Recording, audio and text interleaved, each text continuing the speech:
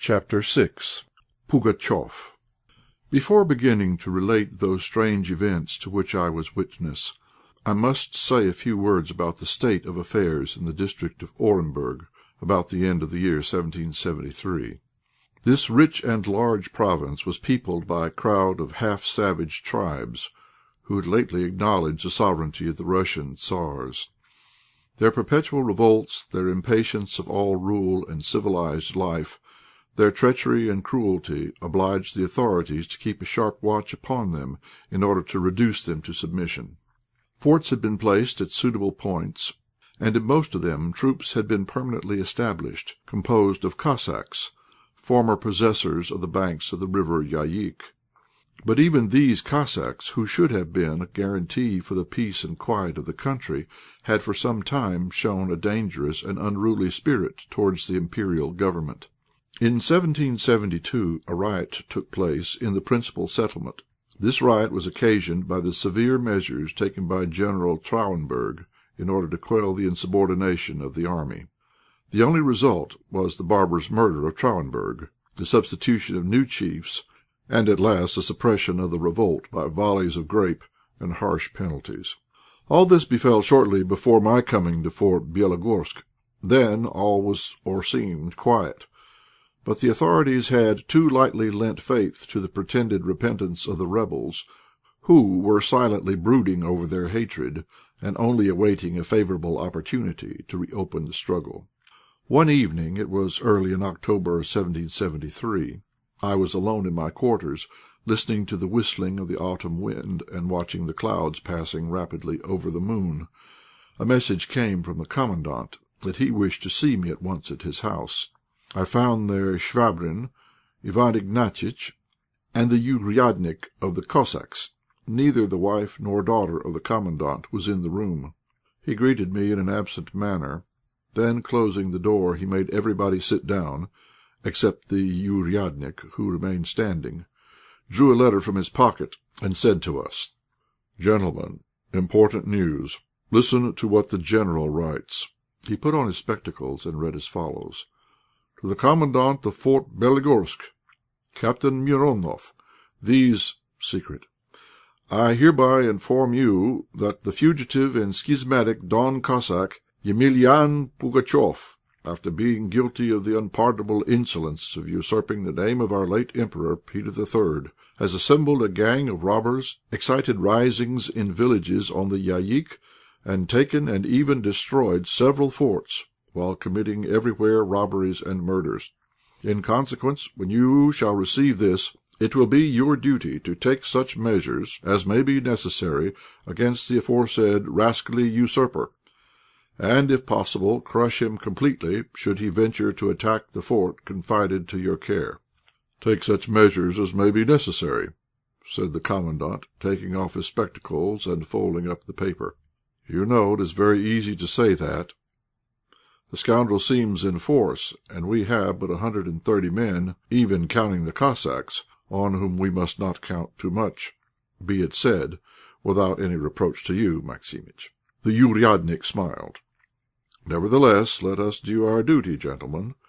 Be ready, place sentries, let there be night guards in case of attack, shut the gates, and turn out the troops. You, Maximitch, keep a sharp eye on the Cossacks. Look to the cannon, and let it be well cleansed, and, above all, let everything be kept secret.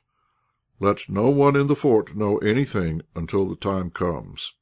After thus giving his orders, Iván Kouzmitch dismissed us. I went out with Chvabrine, speculating upon what we had just heard. "What do you think of it?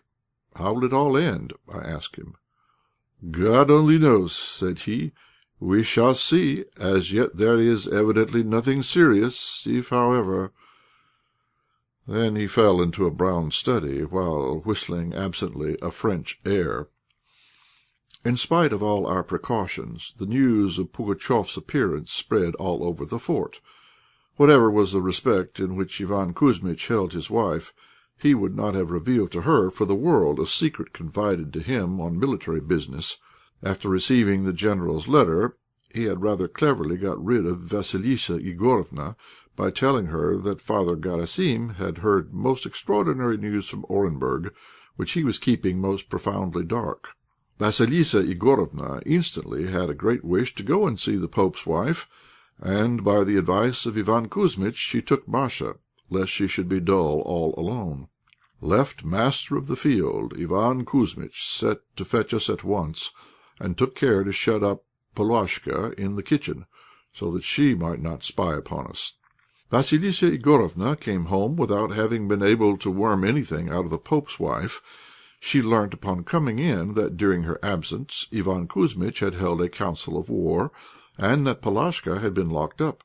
She suspected that her husband had deceived her, and she immediately began overwhelming him with questions. But Iván Kuzmitch was ready for this onset. He did not care in the least, and he boldly answered his curious better half. "Look here, little mother, the countrywomen have taken it into their heads to light fires with straw, and as that might be the cause of a misfortune, I assembled my officers, and I ordered them to watch that the women do not make fires with straw, but rather with faggots and brambles." "And why were you obliged to shut up Polashka?" his wife asked him. "Why was the poor girl obliged to stay in the kitchen till we came back?" Iván Kuzmitch was not prepared for such a question. He stammered some incoherent words. Vasilissa Igorovna instantly understood that her husband had deceived her, but as she could not at that moment get anything out of him, she forbore questioning him, and spoke of some pickled cucumbers which Akoulina Pamphilovna knew how to prepare in a superlative manner. All night long Vasilissa Igorovna lay awake trying to think what her husband could have in his head that she was not permitted to know. The morrow, on her return from mass, she saw Iwán Ignatiitch busy clearing the cannon of the rags, small stones, bits of wood, knuckle bones, and all kinds of rubbish that the little boys had crammed it with. "What can these warlike preparations mean?" thought the Commandant's wife. "Can it be that they are afraid of an attack by the Kirghiz? But then is it likely that Iván Kuzmitch would hide from me such a trifle?" She called Iwán Ignatiitch, determining to have out of him the secret which was provoking her feminine curiosity. Vasilissa Igorovna began by making to him some remarks on household matters, like a judge who begins a cross-examination by questions irrelevant to the subject in hand, in order to reassure and lull the watchfulness of the accused. Then, after a few minutes' silence, she gave a deep sigh, and she said, shaking her head, "Oh, good Lord! Just think what news! What will come of all this?" My little mother," replied Iwán Ignatiitch, "the Lord is merciful. We have soldiers enough, and much powder. I have cleared the cannon. Perhaps we may be able to defeat this Pugatchef. If God do not forsake us, the wolf will eat none of us here." "And what manner of man is this Pugatchef?" questioned the Commandant's wife. Iwán Ignatiitch saw plainly that he had said too much, and bit his tongue, but it was too late. Vasilissa Igorovna obliged him to tell her all, after giving her word that she would tell no one. She kept her promise, and did not breathe a word, indeed, to any one, save only the pope's wife, and that for the very good reason that the good lady's cow, being still out on the steppe, might be lifted by the robbers. Soon everybody was talking of Pugatchef. The rumours abroad about him were very diverse. The Commandant sent the "ouriadnik" on a mission to look well into all the neighbouring village and little forts. The "ouriadnik" came back after an absence of 2 days, and reported that he had seen on the steppe, about 60 versts from the fort, many fires, and that he had heard the Bashkirs say that an innumerable force was approaching. He had nothing of a more detailed or accurate nature to relate, having been afraid of going too near. We soon began to notice a certain stir among the Cossacks in the garrison. They gathered in all the streets in little groups, spoke among themselves in low voices, and dispersed directly they caught sight of a dragoon or any other Russian soldier. They were watched. Youlai, a baptized Kalmuck, revealed to the Commandant something very serious. According to him, the "ouriadnik" had made a false report.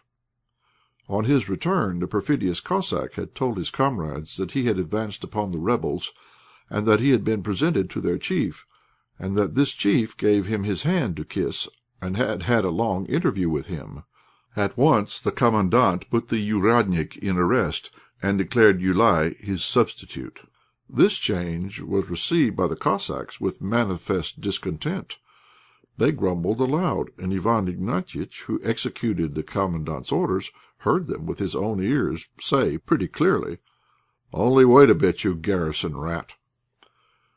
The Commandant had intended to cross-examine his prisoner that same day, but the "ouriadnik" had escaped, doubtless with the connivance of his accomplices. Another thing occurred to augment the commander's disquiet. A Bashkir was taken bearing seditious letters. Upon this occasion the Commandant decided upon assembling his officers anew, and in order to do that he wished again to get rid of his wife under some plausible pretext. But as Iván Kuzmitch was one of the most upright and sincere of men, he could not think of any other way than that which he had already employed on a previous occasion.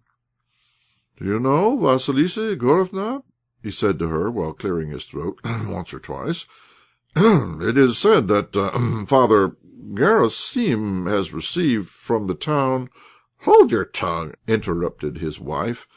"You want again to call a council of war, and talk without me about Yemelyan Pugatchef, but you will not deceive me this time." Iván Kuzmitch opened his eyes wide. "Well, little mother," said he, "if you know all, stay. There is nothing more to be done. We will talk before you." "Yes, you are quite right, my little father," rejoined she. "It is of no use your trying to play the sly fox. Send for the officers." We met again. Iván Kuzmitch read to us, before his wife, Pugatchef's proclamation, drawn up by some illiterate Cossack. The robber proclaimed his intention of marching directly upon our fort, inviting the Cossacks and the soldiers to join him, and counselling the chiefs not to withstand him, threatening them, should they do so, with the utmost torture. The proclamation was written in coarse but emphatic terms, and was likely to produce a great impression on the minds of simple people. "What a rascal!" cried the Commandant's wife. "Just look what he dares to propose to us. Go out to meet him and lay our colours at his feet. Oh, the son of a dog! He doesn't then know that we have been 40 years in the service, and that, thank heaven, we have had a taste of all sorts. Is it possible that there can have been commandants base and cowardly enough to obey this robber?" "Such a thing should not be possible," rejoined Iván Kuzmitch. "Nevertheless, they say the scoundrel has already got possession of several forts." "It appears he is in strength indeed," observed Chvabrine. "We shall know directly the amount of his strength," resumed the Commandant. "Vassilissa Igorofna, give me the key of the barn. Iwán Ignatiitch, bring up the Bashkir, and tell Joulaï to fetch the rods." "Wait a bit, Iván Kuzmitch," said the Commandant's wife, rising. "Let me take Masha out of the house. Without I do so, she would hear the cries, and they would frighten her. And as for me, to tell the truth, I am not over curious about such matters. So, hoping to see you again." Torture was then so rooted in the practice of justice, but the beneficial ukaz ordaining its abolition remained a long time of none effect. It was thought that the confession of the accused was indispensable to condemnation, an idea not merely unreasonable, but contrary to the dictates of the simplest good sense in legal matters. For if the denial of the accused be not accepted as proof of his innocence, the extorted confession should still less serve as proof of his guilt. Yet even now I still hear old judges sometimes regret the abolition of this barbarous custom. But in those days no one ever doubted the necessity for torture, neither the judges nor the accused themselves. That is why the Commandant's order did not arouse any surprise or emotion among us. Iwán Ignatiitch went off to seek the Bashkir, who was under lock and key in the Commandant's barn, and in a few minutes he was brought into the anteroom. The Commandant ordered him to be brought before him. The Bashkir crossed the sill with difficulty, owing to the wooden shackles he had on his feet. I glanced at him and involuntarily shuddered. He lifted his high cap and remained near the door. I shall never forget that man. He seemed to be at least 70 years old, and he had neither nose nor ears. His head was shaven, and his beard consisted of a few grey hairs. He was little of stature, thin and bent, but his Tatar eyes still sparkled. "Eh!" said the Commandant. who recognized by those terrible marks one of the rebels punished in 1741. "You are an old wolf, by what I see. You have already been caught in our traps. 'Tis not the first time you have rebelled since you have been so well cropped. Come near and tell me who sent you." The old Bashkir remained silent, and looked at the Commandant with a look of complete idiocy. "Well, why don't you speak?" continued Iván Kuzmitch. "Don't you understand Rus? You lie. Ask him in your language who sent him to our fort." Joulaï repeated Iván Kuzmitch's question in the Tatar language, but the Bashkir looked at him with the same expression and spoke never a word. "Jachki!" the Commandant rapped out a Tartar oath. "I'll make you speak. Here, Joulaï, strip him of his striped dressing-gown, his idiot's dress, and stripe his shoulders. Now then, Joulaï, touch him up properly." Two pensioners began undressing the Bashkir. Great uneasiness then overspread the countenance of the unhappy man. He began looking all round like a poor little animal in the hands of children. But when one of the pensioners seized his hands in order to twine them around his neck, and stooping, upraised the old man on his shoulders, when Joulaï took the rods and lifted his hands to strike, then the Bashkir gave a long deep moan, and throwing back his head, opened his mouth, wherein, instead of a tongue, was moving a short stump. We were all horrified. "Well," said the Commandant, "I see we can get nothing out of him. Joulaï, take the Bashkir back to the barn, and as for us, gentlemen, we have still to deliberate." We were continuing to discuss our situation when Vassilissa Igorofna burst into the room, breathless and looking affrighted. "What has happened to you?" asked the Commandant, surprised. "Misery, misery," replied Vassilissa Igorofna. "Fort Nijnéosern was taken this morning. Father Garasim's boy has just come back. He saw how it was taken. The Commandant and all the officers have been hanged, and all the soldiers are prisoners. The rascals are coming here." This unexpected news made a great impression upon me. The Commandant of Fort Nijnéosern, a gentle and quiet young man, was known to me. 2 months previously he had passed on his way from Orenburg with his young wife, and he had stayed with Iván Kuzmitch. The Nijnéosernaya was only 25 versts away from our fort. From hour to hour we might expect to be attacked by Pugatchef. The probable fate of Marya Ivánofna rose vividly before my imagination, and my heart failed me as I thought of it. "Listen, Iván Kuzmitch," I said to the Commandant.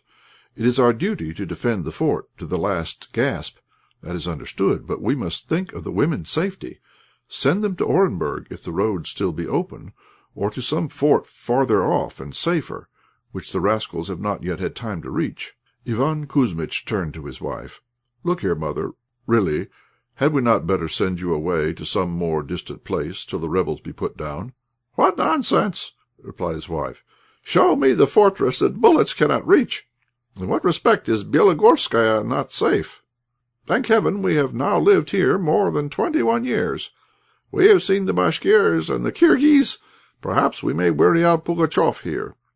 "Well, little mother," rejoined Iván Kuzmitch, "stay if you like, since you reckon so much on our fort. But what are we to do with Masha? It is all right if we weary him out, or if we be succoured, but if the robbers take the fort, well then—" But here Vassilissa Igorofna could only stammer and become silent, choked by emotion. "No, Vassilissa Igorofna," resumed the Commandant, who remarked that his words had made a great impression on his wife, perhaps for the first time in her life. "It is not proper for Masha to stay here. Let us send her to Orenburg to her godmother. There are enough soldiers and cannon there, and the walls are stone. And I should even advise you to go away thither, for though you be old yet, think on what will befall you if the fort be taken by assault." "Well, well," said the wife, "we will send away Masha. But don't ask me to go away, and don't think to persuade me, for I will do no such thing. It will not suit me either in my old age to part from you and go to seek a lonely grave in a strange land. We have lived together, we will die together." "And you are right," said the Commandant. "Let us see, there is no time to lose. Go and get Masha ready for her journey. To-morrow we will start her off at daybreak, and we will even give her an escort, though, to tell the truth, we have none too many people here. But where is she?" "At Akoulina Pamphilovna's." answered his wife. "She turned sick when she heard of the taking of Nijni Ozern. I dread lest she should fall ill. O God in heaven, that we should have lived to see this!" Vassilissa Igorofna went away to make ready for her daughter's departure. The council at the Commandant's still continued, but I no longer took any part in it. Marya Ivánofna reappeared for supper, pale and her eyes red. We supped in silence, and we rose from table earlier than usual. Each of us returned to his quarters after bidding good-bye to the whole family. I purposely forgot my sword, and came back to fetch it. I felt I should find Marya alone. In fact, she met me on the porch, and handed me my sword. "Good-bye, Petr' Andréjïtch," she said to me, crying. "They are sending me to Orenburg. Keep well and happy. Mayhap God will allow us to see one another again. If not—" She began to sob. I pressed her in my arms. "God be with you, my angel," I said to her, "my darling, my beloved one. Whatever befall me, rest assured that my last thought and my last prayer will be for you." Masha still wept, sheltered on my breast. I kissed her passionately, and abruptly went out. Chapter 6. Recording by Kevin Davidson. www.blogordie.com